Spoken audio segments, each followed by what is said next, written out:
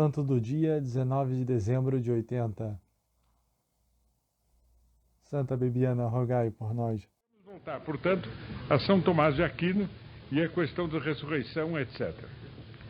São Tomás de Aquino faz, quando trata da ressurreição, ele faz uma pergunta a respeito da qual eu vou dar, de modo muito sumário, os prós e contras que ele dá de modo mais esquemático, mais filosófico.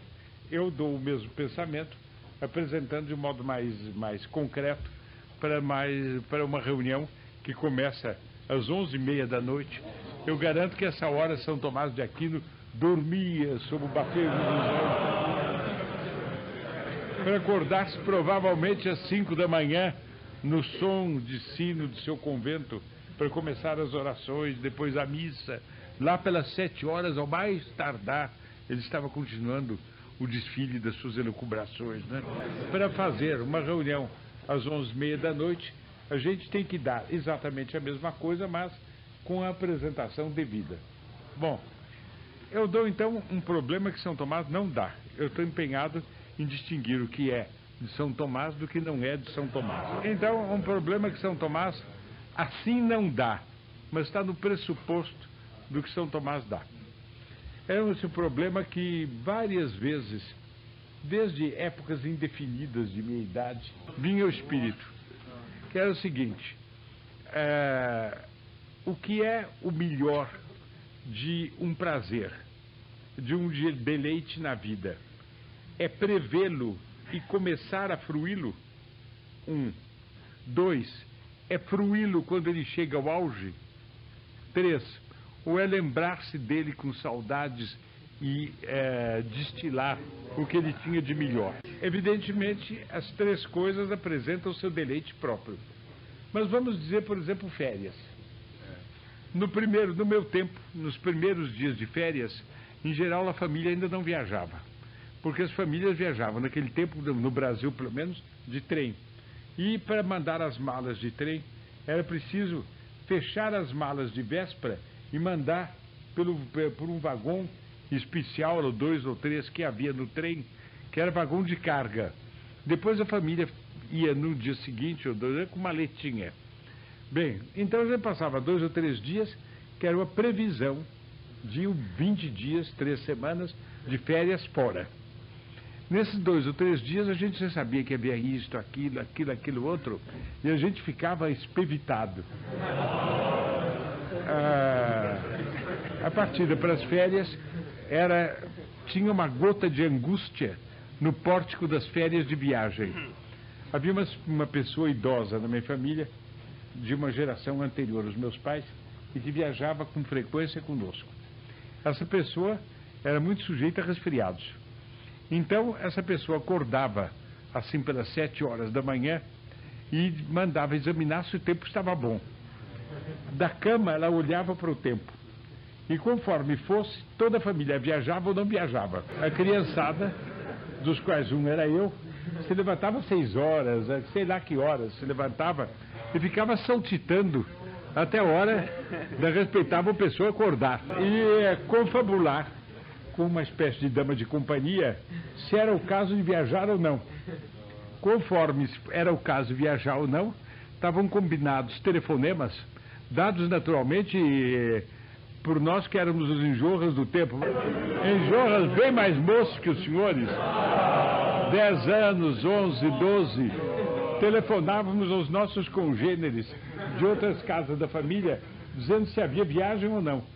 Conforme o resfriado do personagem central, onde dessas várias casas se constituía um êxodo geral, ou todo mundo ficava. Então é aquela baixa enorme, choramingo, no que nos dizia respeito à intervenção de Dona Lucília, quer a gente viajasse ou não, a expectativa da viagem era esplêndida. Mas depois havia os passeios e o auge da viagem. O auge da viagem, vamos dizer que fosse uma excursão a tal ponto. Era o auge da viagem. Bem, então, tudo era primeira expectativa da viagem. Bom, depois que começou a viagem, a gente chegava e começavam os passeios, etc. até eu passei o auge, uma delícia. Depois a gente estava bem cansado, eu não custava me cansar. Começava o declínio do passeio. E aí um certo jurusismo, porque as aulas estavam se aproximando. Mas a gente procurava se esquecer quanto possível. No fim acabavam as férias. E no trem a gente vinha conversando entre os pré-enjorras do tempo. E dizendo como foi bom, foi ruim, naturalmente era sempre muito bom, e a gente estava encantado, etc, etc. É um prazer trifásico. Nesse prazer trifásico, o que é mais intensamente o prazer? Não sei se está clara a pergunta. A solução a esse problema está contida numa outra questão, que dessa sim trata São Tomás de Aquino, e que é a seguinte: com que idade ressuscita um morto? Ele ressuscita na idade viril, eu já disse que esse é o pensamento dele, na idade viril, quer dizer, a plena maturidade do homem, 33 anos, idade com que morreu nosso Senhor Jesus Cristo. Então ele ressuscita na idade viril, ou ele ressuscita, pelo contrário, já velho, ou ele ressuscita em plena adolescência. E as razões que São Tomás de Aquino dá pró e contra têm muito a ver com as razões que nós daríamos pró e contra cada uma das três fases do prazer trifásico. Então, ele diz, o prazer dir-se-ia que o que há de melhor vai para os ressuscitados. Ora, debaixo de um certo ponto de vista, a velhice é o que há de melhor, porque é ela que contém a sabedoria, a experiência e a glória da vida. O homem ressuscita velho. A corrente média diz o que os senhores já estão vendo. A ressurreição tem que dar-se na plenitude. Ora, da idade dos 33 anos para a velhice, há um desgaste que não há da infância para os 33 anos. Antes que comece o desgaste, chega ao seu pináculo a glória. E, portanto, deve ressuscitar com 33 anos. Depois, há outros que dizem o contrário. São bem os partidários do deleite das vésperas das férias. Eles dizem o seguinte: o prazer consiste... quanto mais nós chegamos à origem de algo, tanto mais este algo é forte. E, sim, portanto, na origem do homem está em extrema infância. Quanto mais perto o homem esteja da sua constituição perfeita, quanto mais perto ele estiver da extrema infância, melhor é. Portanto, melhor é renascer adolescente, quando ele tem ainda alguma coisa do estuar da vitalidade da infância, do que quando ele já começou a baixar um pouco o sol rumo à maturidade. Estou vendo que é o problema das férias colocado em nível filosófico e com uma questão muito bonita, porque nós vemos que não é só a questão gravíssima e nobilíssima da ressurreição que está em foco, ou do estado em que o ressurrecto é evocado à vida que está em foco, mas está em foco uma outra coisa. Quer dizer, todo um problema do germinar, maturar e decrescer. São Tomás opta, então, pela maturidade, como eu já tive ocasião de dizer aos senhores na reunião de quarta-feira. Ele diz, é verdade que as outras idades têm alguma coisa de esplêndido, mas a plenitude é a plenitude. E ela é a que reúne melhores condições para o inteiro status do homem. E, portanto, o homem ressuscita na plenitude.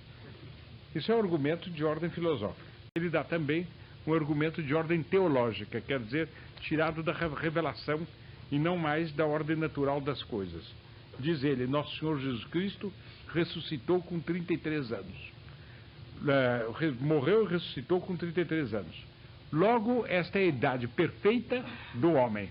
E, portanto, todos os homens ressuscitarão com ele e nele, em união espiritual, sobrenatural com ele, ressuscitarão aos 33 anos.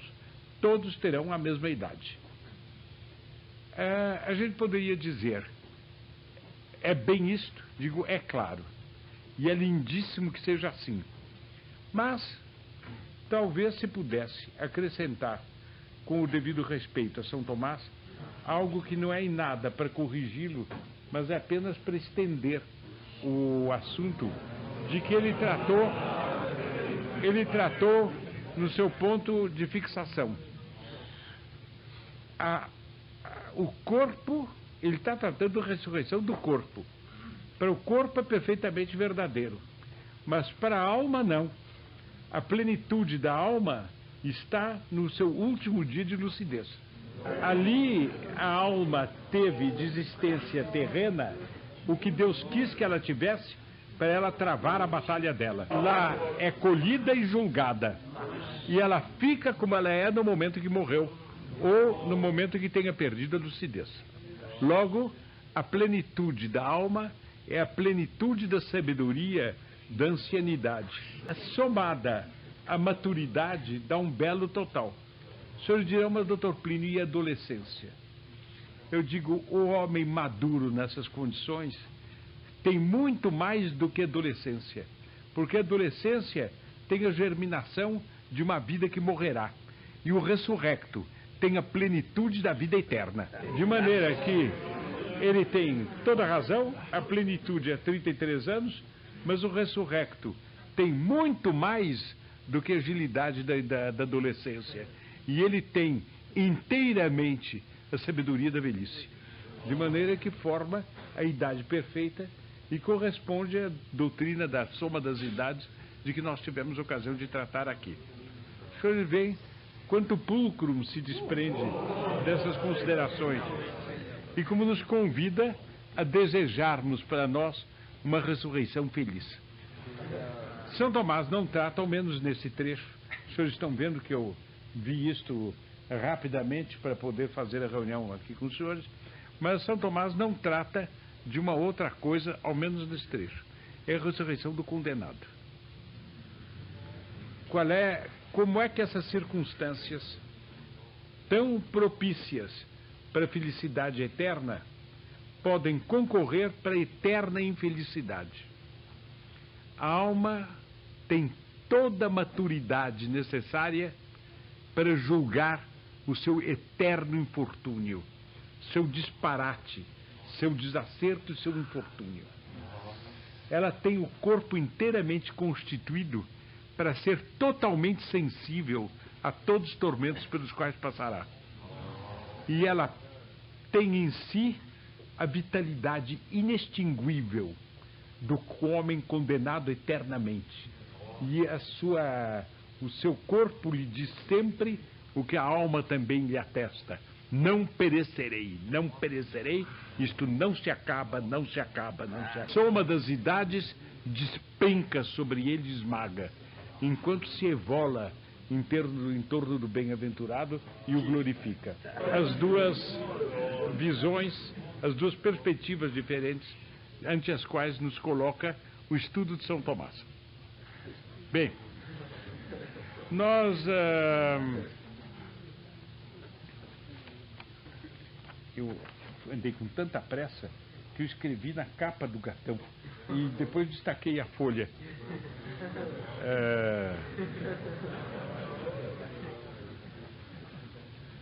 Outro ponto interessante de São Tomás é o ponto seguinte: se todos os homens ressuscitarão com a mesma estatura. Nós já tratamos disso rapidamente da última vez e nós vimos que que as estaturas serão desiguais. Mas ele aprofunda a questão: por que é que serão desiguais? Na vez anterior nós vimos que eu dei, porque eu percorri uma parte dele anterior também, eu dei o que ele afirma a respeito da proporcionalidade do corpo. Quer dizer, do corpo vão ser tiradas as partes que cresceram exorbitantemente, por exemplo, em virtude de doença. Um coitado que tenha morrido, por exemplo, com cabeça d'água, uma doença horrível, de que eu tive notícia outro dia, essa que eu vou falar agora, que deu 2 casos no Chile, mas é uma doença raríssima, é de uma mudança qualquer no corpo, por onde o homem vai se petrificando lentamente. É uma coisa pavorosa. Os senhores imaginem encostar uma porção do rosto no travesseiro e começar a perceber que não se sente o travesseiro porque virou pedra. É uma coisa de pôr alguém louco, simplesmente. Bom, então, essas substâncias assim vão ser expulsas do organismo.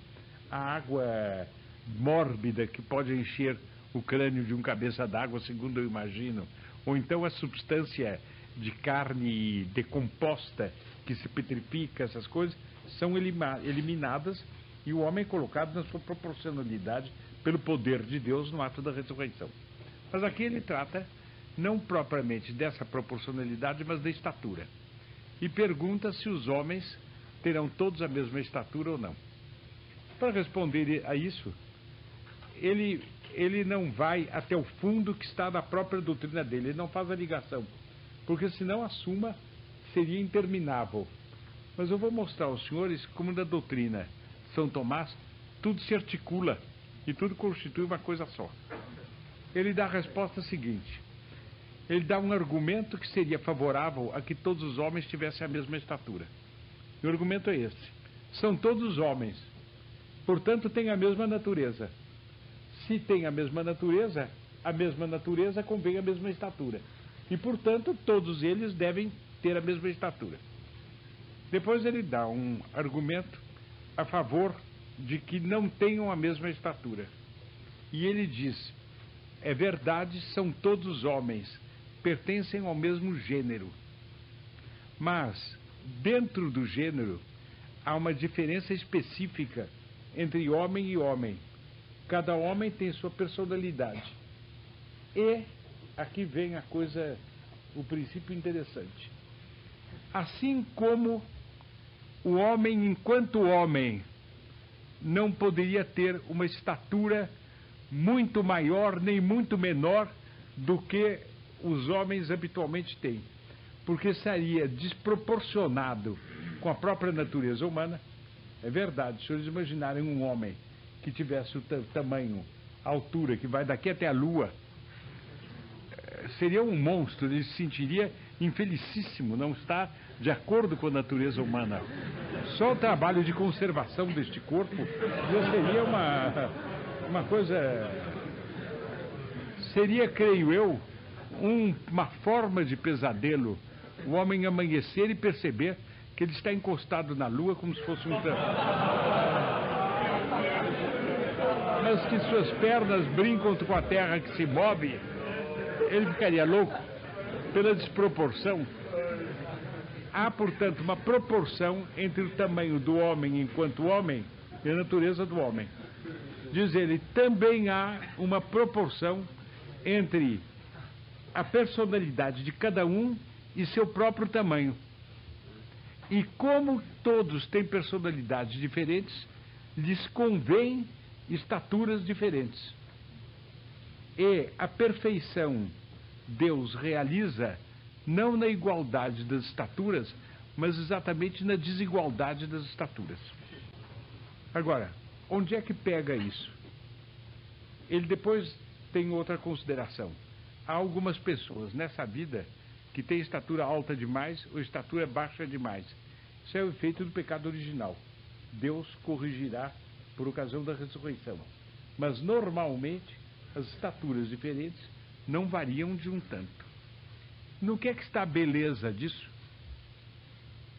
Em outros pontos da doutrina dele, a gente encontra é que Deus, criando vários seres, tem a necessidade de criá-los desiguais. Porque se eles forem iguais, eles não são vários. O vário supõe uma diferença. A diferença supõe uma desigualdade. E para haver vários seres tem que ser desiguais. Ora, Deus não pode criar um só ser, porque esse ser não é suficiente para refleti-lo. Ele tem que criar vários seres e tem que criá-los desiguais. E o mais belo da desigualdade é que reflete a ele, porque de formas diversas manifesta grandezas que existem nele. Então, a desigualdade dos tamanhos, das estaturas dos homens, se funda exatamente no mesmo argumento com que se funda a desigualdade das classes sociais. E deve-se ser a favor de classes sociais desiguais em virtude do mesmo princípio pelo qual se é a favor e se reconhece que Deus pôs uma coisa excelente, pondo homens de estaturas diferentes. É que quando são diferentes, cada um é bom, mas o conjunto é admirável. Deus, quando fez a criação tão diversificada, no sétimo dia repousou, contemplou e disse: o cada um é belo, o conjunto ainda é mais belo. Em matéria de corpo do gênero humano, a maior beleza é que sejam diferentes e que constituam coleção. E os senhores melhor sentirão isso se nós considerarmos o homem no paraíso. Os senhores imaginem que Adão e Eva não tivessem pecado e que os homens tivessem continuado no paraíso. Os senhores imaginem todos os homens e as mulheres seriam muito bem constituídos e muito formosos. Qual seria o pesadelo do paraíso com 10 milhões de habitantes, vamos dizer, por não sei quantos, todos com caras iguais, corpos iguais e tudo igual? A monotonia do paraíso. Não deixaria de ser paraíso. Por quê? Porque a desigualdade na beleza, fazendo com que ora se encontrasse uma pessoa que exprimisse isto, ora aquilo, nos mais variados graus, era o conjunto harmônico da coleção de homens, criada por Deus até o fim do mundo, como comentários de Nosso Senhor Jesus Cristo. Então, nós fomos concebidos no pecado original. Nós, portanto, temos feiuras que no paraíso não haveria. Mas nós, ao menos por esse exemplo, compreendemos que como o mundo seria horroroso se todas as alturas fossem iguais, em virtude do mesmo princípio, as caras fossem iguais, os timbres de voz fossem iguais e tudo fosse igual. Seria um pesadelo. Eu garanto que nenhum dos senhores queria passar um dia inteiro numa cidade onde todo mundo tivesse timbres de voz iguais, por exemplo. Seria um pesadelo. Então os senhores têm aí, pelo fundo das nossas doutrinas contrárias ao igualitarismo, uma justificação assim. Quer saber por que as classes sociais devem ser desiguais? Pela mesma razão pela qual os homens, até na sua estatura, são desiguais. Agora regale-se. A coisa fica dada. Eu abreviei um pouco a explicação da desigualdade, mas pergunto se ficou clara ou se querem me perguntar alguma coisa. Coisa vírgula.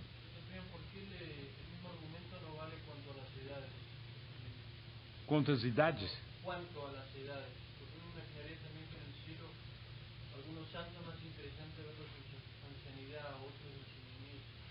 No sé cómo tenerlo eso. O argumento é pelo seguinte: na idade madura há uma síntese de todas as idades e cada um realiza essa síntese a seu modo, dentro de sua personalidade. A idade não iguala todos os homens, a idade apenas manifesta bem as louváveis desigualdades que há nos homens. Ele faz uma outra pergunta a respeito do seguinte: se depois da ressurreição os homens comem, bebem e dormem, sim ou não?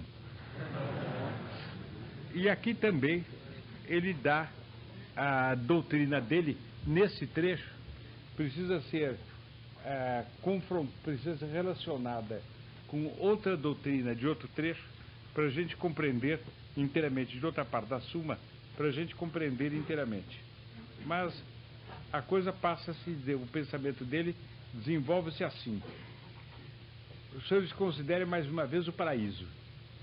O homem com uma saúde perfeita, com uma natureza perfeitamente organizada e comendo, bebendo, dormindo, como nós aqui na Terra, mas muito melhor.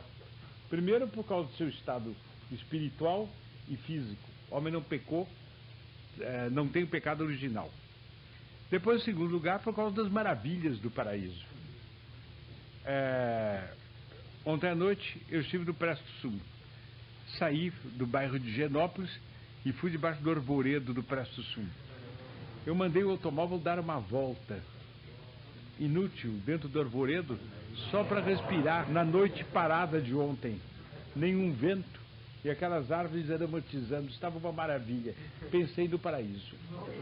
O que seria o adormecer na orla de um bosque ou debaixo de uma árvore magnífica em plena pradaria no meio do paraíso? Corpo humano perfeitamente organizado, a inocência do espírito humano, o sono plácido numa relva macia, parecendo ser feita para dormir, e durante a noite a árvore deitando, por assim dizer, garoas de bons odores, de maneira que conforme as profundidades sucessivas e harmônicas do seu sono, gradualmente mais profundo e depois mais leve, até o acordar, o homem iria tendo aromas adequados e próprios na relva macia. Se o primeiro pássaro acordasse para ele assistir o primeiro raio de luz que entra, ele estaria perfeitamente bem tratado.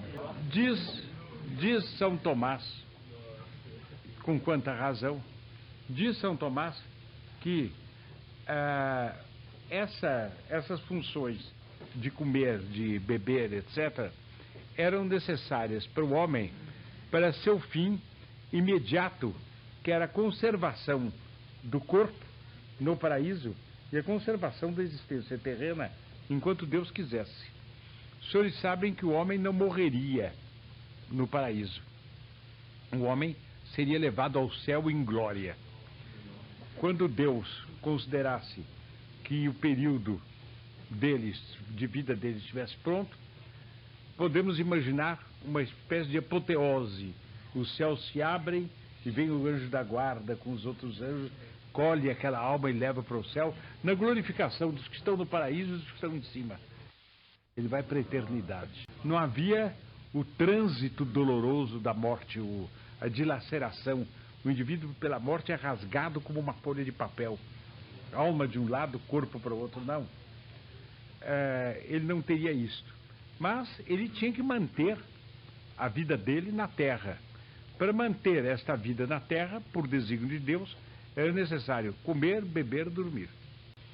Mas esta finalidade de São Tomás cessa com a vida terrena. E para nós homens, cessa com a morte. E quando nós ressuscitamos, já ressuscitamos para uma outra finalidade, que é a contemplação de Deus face a face. Que era uma finalidade imediata para nós antes da morte e passa a ser uma finalidade imediata depois da morte.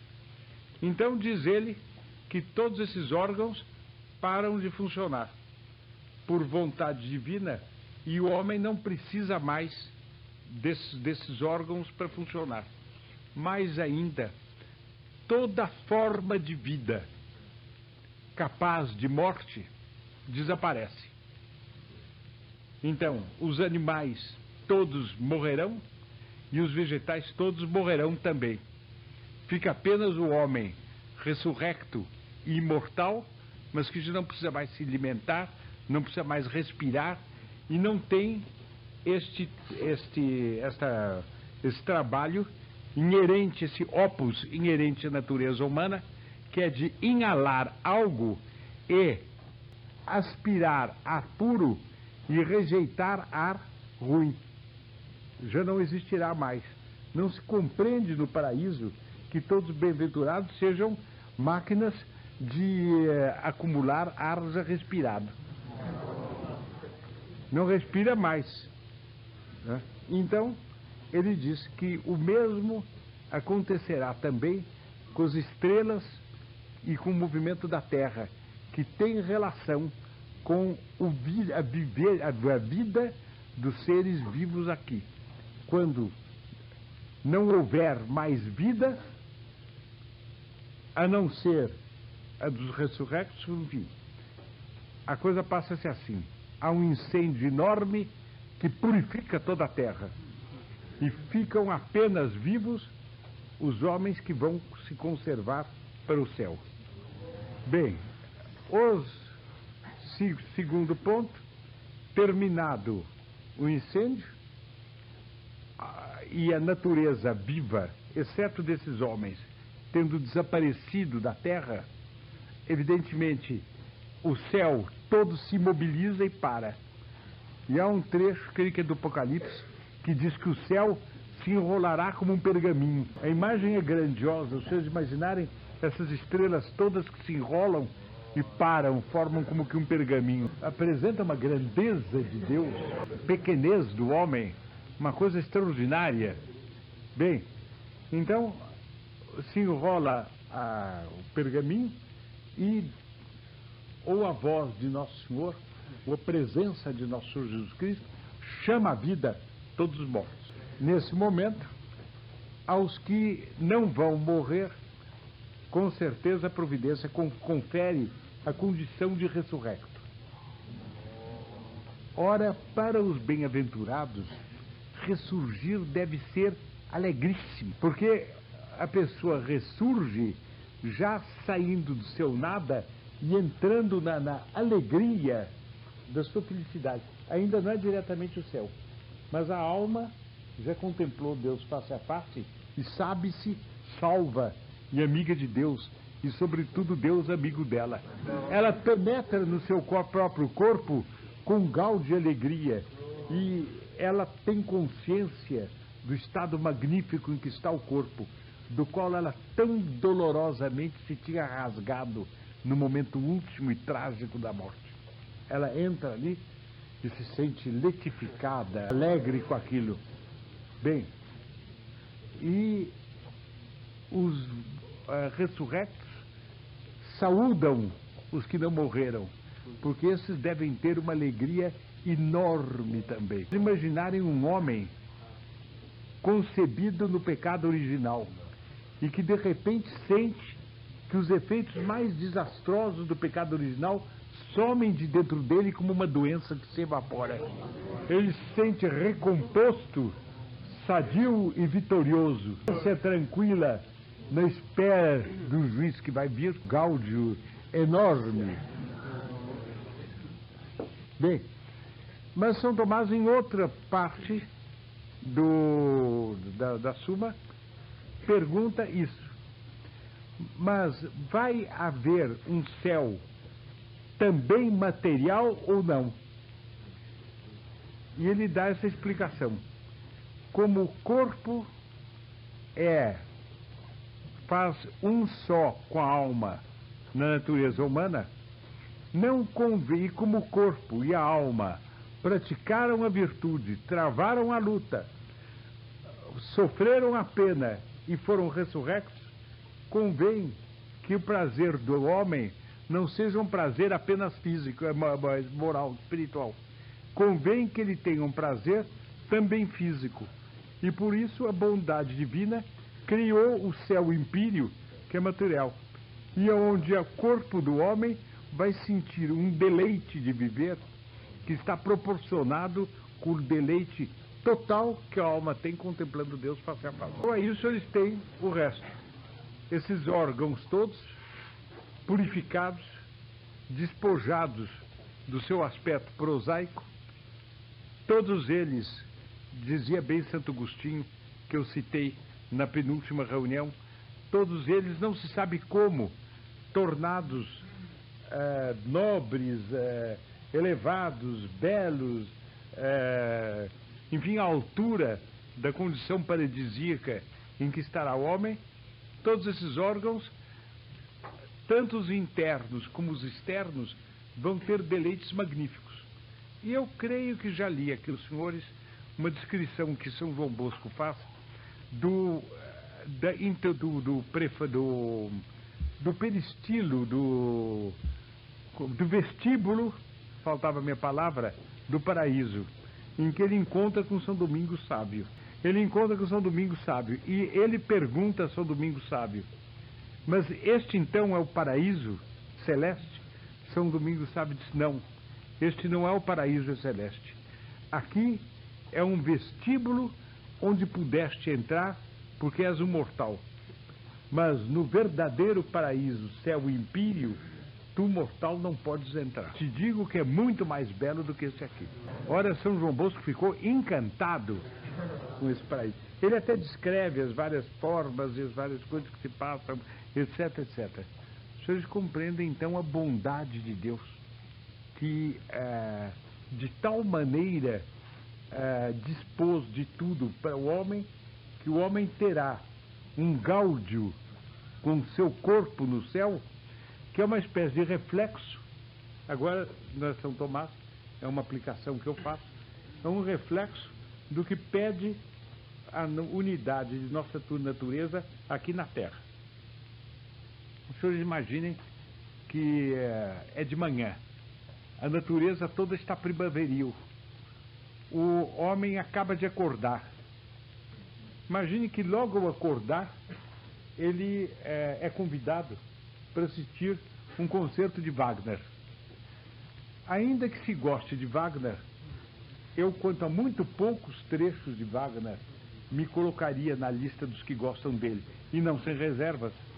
Bem, ainda que se goste de Wagner, será um susto. O sol está dando os seus matizes mais delicados, e dispara aquilo tudo. Não. O corpo quer para o ouvido sons de acordo com a alma. Agora imagine, por exemplo, que um indivíduo volta da guerra, triunfando, desfilando num exército vitorioso, e a música que toca é um minueto de Boccherini. Também não vai. O prazer, o gáudio da glória militar não é compatível com os rondós e com as gentilezas do minueto de Boccherini. É para outro estado de espírito. Se entre o som e o estado de alma tem que haver tanto nexo nesta terra, que é uma terra de desgraça, de infortúnio, os senhores podem imaginar no céu como tem que haver afinidade. E então tudo leva a crer, é a impressão minha, que à medida que a alma vai conhecendo coisas novas de Deus, as impressões que o céu empíreo vai dando são afins com aquilo e realizam esta forma de felicidade perfeita, que é a total alegria da alma em todo o seu ser espiritual, na plenitude que ela pode alcançar do conhecer, do querer, na plenitude da sensibilidade espiritual e imaterial, e todos os sentidos falando no mesmo rumo, coisas harmônicas, super felicidade. E aqui, nessas palavras, fica uma pequena introdução do céu empíreo, do qual nós devemos tratar na quarta-feira. Agora, uma impressão de conjunto, mas que é essa. Já terá acontecido aos senhores, a mim, portanto, também já me aconteceu o seguinte: nesta nossa vida, não conhecemos outra, nessa nossa vida, a gente está andando pelo campo, e em determinado momento, houver algum panorama marítimo, qualquer outra coisa, do alto de uma montanha, qualquer outra coisa, a gente anda e vê aquilo bonito e tem uma impressão de bênção de Deus sobre aquilo. Está tão bem constituído, tudo tão bem arranjado, ao mesmo tempo com uma aparente espontaneidade que dá a impressão nos faz ver a sabedoria infinita de Deus com uma facilidade onde a gente vê o esforço do artista e diz que grande artista, a gente vê uma espécie de naturalidade com que Deus fez. Aquele posto lá, eu me lembro, por exemplo, de um panorama que eu vi. Depois vi um quadrinho procurando representar esse panorama, uma tristeza. Era uma coisa tão simples. Era um campo com um tipo de grama, que não é grama, é uma espécie, não sei, de capim alto, dessa altura assim, talvez seja capim gordura, não sei o que é, mas de um verde, de muita louçania, alto e ligeiramente ondulado, no fundo montanhas, e a uma certa distância entre o ponto que eu estava e a montanha, uma árvore muito grande, copada, estendia largamente. E a gente percebia que embaixo havia sombra, havia deleite, havia bem-estar, enquanto o sol fazia levantar a grama. Havia um perfume, havia uma proteção de Deus para quem quisesse fugir de tanta glória no meio do bem-estar de uma penumbra. Então a gente tem a impressão da natureza toda vicejando, mas ao mesmo tempo a providência protegendo contra o vicejamento quase agressivo que tem o esplendor da natureza tropical. A gente diz que plenitude de bênçãos de Deus aqui, que maravilha. Isso é, a meu ver, uma das coisas mais belas que um panorama pode dar. Uma vez entrando num salão de barbeiro, eu vejo no alto da porta um quadrinho representando uma cena assim. Não era uma paisagem assim. Não era aquela árvore, era uma paineira, mas a cena era a mesma. Puxado, esticado, não se sentia a vida da grama, não se sentia a reação serena, mas indiferente da árvore em relação aos raios do sol. Cubro mesmo, é tudo diferente. Esticado, raciocinado e sem verdadeira grandeza, aquela grandeza da abundância. Bem, no céu, a impressão é continuamente da plenitude da bênção, da alegria de Deus, da generosidade de Deus, e Deus nos inundando de felicidade, sempre a mesma e sempre diversa.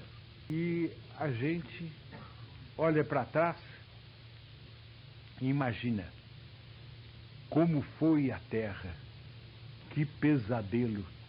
Se eu agora tivesse que voltar para minha condição de homem nascido do pecado original, que horror! Ainda que eu estivesse separado há 3 trilhões de anos do céu, eu perdi o gosto do céu, sabendo que eu durante 10 minutos tenho que ser homem de novo. Aqui, meus caros, eu encerro com as reflexões que eu fiz na primeira das conferências sobre essa matéria. Ou eu me engano, essa já é a terceira. Eu comecei por mostrar como o homem de hoje tem uma ideia boba e insuficiente da felicidade. A felicidade não é uma geladeira cheia, não é um elevador que funciona bem, não é uma cidade onde está tudo ordenado para o bem-estar e acabou-se. A felicidade é, antes de tudo, um estado de alma, em que a alma tem, notadamente, 2 coisas presentes diante de si. Que tudo quanto ela poderia desejar, lhe é dado de tal maneira que ela realmente não tem mais o que desejar. Porque se ela tiver um pouco a desejar do que ela não tem, ela deixou de ser verdadeiramente feliz. Uma noção, portanto, ultra exigente de felicidade. Bem, outra noção, outra exigência da felicidade é a eternidade. Nunca mais cessará. Nunca mais vai ter a menor diminuição. Nunca mais vai ter a menor perturbação. É para todo sempre, todo sempre, todo sempre. Eu agora sou assim. Quer dizer, isto é a felicidade que nossa alma deseja. E nós devemos pensar, devemos ter em mente que a felicidade é isso, para não nos iludirmos com a mentira da revolução de que a felicidade é o progresso. E, notadamente, o progresso técnico. Técnico e, portanto, material. Essa é a felicidade. Indivíduo securitário, cuidou bem da saúde, há um sistema de seguros sociais por onde ele não cairá na miséria, e ele então, 12:15 de sábado, ele vai começar o seu grande repouso. Pondo-se de chinelos ou de sandálias, pondo-se de bermudas, de camisinha com manga curta, em hipótese favorável, e metendo-se num automóvel para ir amanhecer na fazenda e se jogar na piscina. Isso não é felicidade. Isso não dá felicidade ao homem, dá prazeres.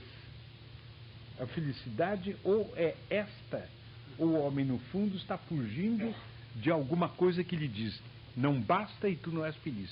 Não basta e tu não és feliz. Se eles querem a prova de que não basta e a prova de que ele não é feliz, é que este tipo de felicidade, pseudo-felicidade, sacia. Ao cabo de algum tempo enjoa. Daí o turismo. Louça, laca, quer para biombos, quer para porcelana, tanta coisa conhecida. De repente, aparece é o quê?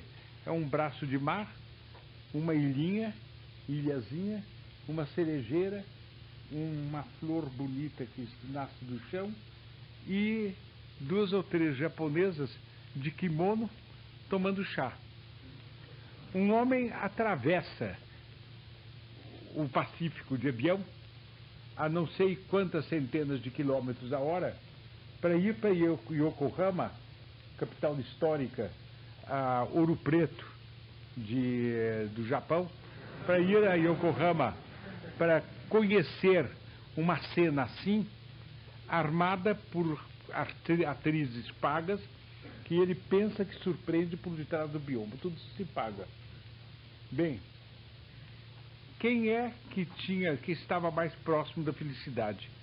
As japonesas do tempo em que elas viviam assim, tranquilas, tomando seu chá ao pé das cerejeiras, ou o homem moderno do Ocidente, que vai de avião lá para ver aquilo, porque na terra dele ele já não encontra nada que o faça feliz, e depois ele vai de lá para a Índia, da Índia vai para a Pérsia, da Pérsia acaba na Suíça, acaba em Paris, acaba não sei onde, e volta para a casa dele cheio de fotografias que ele não vai rever.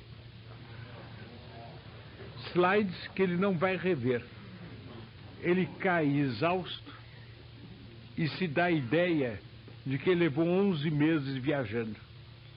E tem esse comentário banal: como corre o tempo, que no fundo quer dizer como chega a morte. Quer dizer, quanto mais a gente sobe, remonta ao passado, tanto mais vai encontrando condições de um bem-estar terreno que precisa pouco desse corre-corre, desse muda-muda, dessa itinerância sem apostolado, nervosa, aflita e insaciável.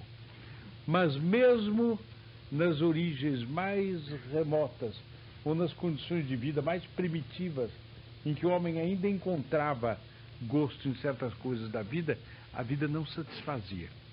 Querem a prova? É que desde que o homem está na Terra, ele tende para o progresso.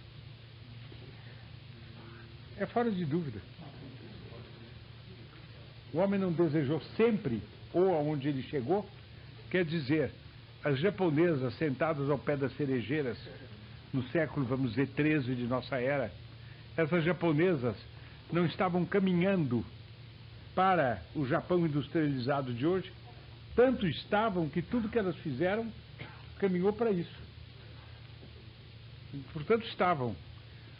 É a contradição humana e a incapacidade de encontrar felicidade nessa vida. Quando progride, ele diz: ó, bem-aventurança que ficou para trás. Nada como a vida singela. Quando ele está na vida singela, ele diz, afinal de contas, quando é que isto não vai melhorar? Eu vou fazer isso, vou fazer aquilo, vou fazer... A esse respeito, da parte de uma das senhoras mais tradicionais que eu conheci em minha vida, eu vi uma vez um comentário. Essa senhora gostava muito, mas por afeição, do passado. Ela vivia no passado. E ela comentava comigo o sossego da cidade onde ela tinha formado. Quando ela falava do sossego de Pirassununga, depois ela dizia: mas se você soubesse, ao lado desse sossego de tudo isto, o que eram certas horas de monotonia, em que nada se mexia, nas ruas não passava ninguém. De longe a gente via uma criança clamando pela mãe, ouvia um cachorro latir na outra ponta da cidade, e tudo na moldorra, e tudo não mudava, você compreenderia como as coisas são precárias. E é bem verdade. O homem evolui para o progresso, abandona sem perceber condições deleitáveis da existência que ele não vai encontrar no seu ponto terminal. Quando ele chega ao ponto terminal, ele tem saudades do ponto de partida. Se ele volta ao ponto de partida, ele tem saudades do ponto de chegada. O homem é um turista dentro do tempo. E é só a perspectiva da eternidade é que nos faz verdadeiramente felizes. Meus caros, pôr isto bem no espírito, porque é assim que se faz uma crítica boa do mundo moderno. Sem isto, nós vamos na lorota dele. Com isso, meus caros, nós já fizemos turismo dentro do tempo. 00:20. Nós temos que ir andando. Coisa de vírgula. Você não podia dizer um pouco o que o senhor, na eternidade, mais anseia, mais busca? O senhor vai estranhar a resposta, cede-se. Mas eu não me conheço bastante bem, mas sei que Deus me conhece bastante bem para poder dar a resposta à seguinte pergunta. Este homem em concreto, que ele, Deus, criou, nas profundidades da alma dele, o que mais ele anseia. Para cada um de nós, o nosso céu que nos está preparado é insondavelmente belo. Nós não podemos ter ideia do que será. Quando nosso Senhor Jesus Cristo disse aquelas palavras que me encantam sempre que elas me vêm no Espírito, ele dizer que ele mesmo será a nossa recompensa demasiadamente grande. Ponha-se diante de uma boa imagem de nosso Senhor Jesus Cristo, ou então do Sacro Volto de Turim, e pergunte-se ali o que é que o senhor ansiaria mais por conhecer. Uma tal vastidão, não sabe o que dizer. Então, eu posso dizer do que está no meu espírito. Não posso dizer do que ele prepare para mim como para cada um de nós. Isso eu não posso dizer. Mas, para mim seria a ordenação, a ordem do universo, ele enquanto refletindo, enquanto sendo aquela perfeição que a ordem do universo no seu conjunto reflete, especialmente a grandeza insondável, séria, plácida, serena e ordenativa, acolhedora, mas indizivelmente superior. Que eu me sentisse deste tamanho diante dessa grandeza, eu diria que quanto mais eu estivesse próximo dela, ninguém está, digamos próximo para o modo de dizer, próximo dela, melhor a conheceria e mais me extasiaria. Por mais longe que eu estivesse dela, mas a visse, por me sentir pequeno, eu não caberia de deleite. Assim como cada um de nós é diferente dos outros como estatura, é diferente em céu. Haverá céus afins, mas por assim dizer, milhões de modos de passar o céu. E nós contaremos isso uns para os outros. E será uma das formas do céu, um dos deleites do céu.